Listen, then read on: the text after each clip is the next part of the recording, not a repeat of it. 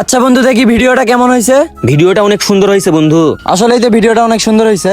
আচ্ছা বন্ধু, তুই তো জানাস আমার ফোন নাই, ভিডিওটা এডিট করে সময় মতো আমার পেজে আপলোড দিয়ে দিস। আচ্ছা বন্ধু ঠিক আছে, তুই যা, আমি ভিডিওটা এডিট কইরা সময় মতো তোর পেজে আপলোড দিয়া দিমনি। আচ্ছা ঠিক আছে, কালকে দেখা হবে। ঠিক আছে যা।